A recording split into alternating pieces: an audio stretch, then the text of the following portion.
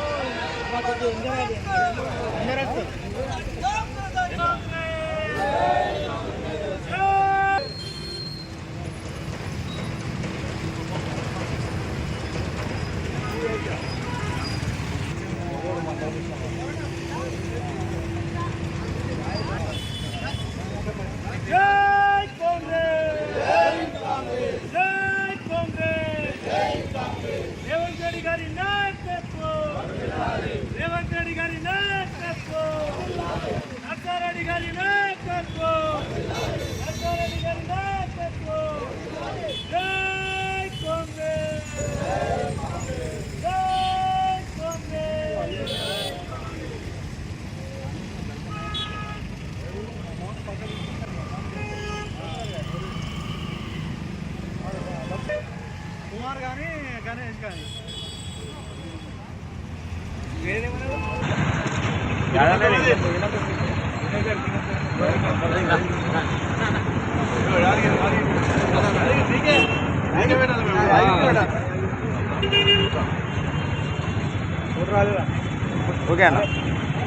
రేవంత్ అన్న ఆధ్వర్యంలో నిన్ననే అసెంబ్లీలో వర్గీకరణ గురించి బిల్ పాస్ చేసి తెలంగాణ అంటేనే మన వివిధ బడుగు వర్గాల గురించి కాంగ్రెస్ పార్టీ ఎప్పుడు కూడా నిలబడుతుంది, మాట మీద నిలబడుతుంది అనే ఆలోచనతోనే ఎవ్వరు చేయలేని విధంగా రాహుల్ గాంధీ గారు ఆ రోజు చెప్పారు, ఎలక్షన్స్లో కాంగ్రెస్ ప్రభుత్వం రాకముందే మేము చేసి చూపెడతాము తప్పక ఎస్సీ వర్గీకరణ.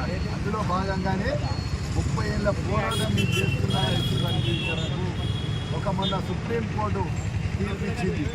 అది సబబే అనగానే 27 నిమిషాలకే మా రేవంత్ అన్న స్పందించి తప్పక దేశంలో అన్నిటికన్నా మొదలే మన తెలంగాణ ప్రభుత్వం ఆ పని చేస్తుందని ఇవాళ చేసి చూపెట్టాడు మన రేవంత్ అన్న.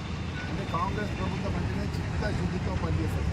మా రాహుల్ గాంధీ గారు చెప్పారు, మన మోడీనా గెలిచినా ప్రజల గురించి సేవ చేయాలి, ప్రజల అవసరాలు తీర్చే విధంగా చేయాలి. ఎందుకంటే ఆ రిజర్వేషన్స్తో అందరూ కూడా బాగుపడతలేరు, వాళ్ళ దాంట్లో వాళ్ళకు చిన్న చిన్న చిక్కులు ఉన్నాయి. అవన్నీ చిక్కులు తీయాల్సిన బాధ్యత ప్రభుత్వంలో మనం ఉన్నాం కాబట్టి మనం చేయాలనే ఆలోచనతోనే ఆ రోజు రాహుల్ గాంధీ గారు చెప్పారు. మరి మనం చూస్తున్నాం, మోడీ గారు చేస్తా అని మన మందకృష్ణని పిలిపించుకుంటారు, లేకపోతే బీసీ కృష్ణని పిలిపించుకుంటారు, కానీ వాళ్ళకి చేయాలనే ఆలోచన లేదు. అదేవిధంగా మన కేసీఆర్ కూడా ఎప్పుడు మాటలు చెప్తారు, దళిత ముఖ్యమంత్రి అన్నాడు, 3 ఎకరాలు అన్నాడు, కానీ దళితులకు జేసీబీ లేదు. కానీ కాంగ్రెస్ ప్రభుత్వం అట్లా కాదు, అనుకున్నది చూపెట్టినప్పుడే ప్రజలు మనబడి ప్రజల అవసరాలు తీర్చే విధంగా ఎస్సీ వర్గీకరణ చేసి చూపెట్టాము.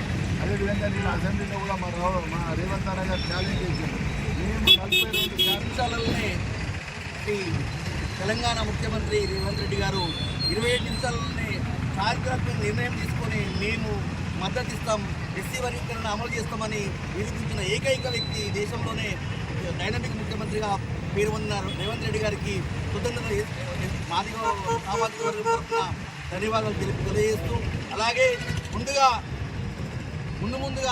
ఎస్సీల కొరకు ఎలాంటి సమస్యలు వచ్చినప్పటికీ అధిగమించి ఎస్సీ వర్గీకరణను అమలు చేస్తానని మాట ఇచ్చినందుకు మేము మాదిగ సామాజిక వర్గం తరఫున ముఖ్యమంత్రి గారికి ధన్యవాదాలు తెలియజేస్తున్నాం.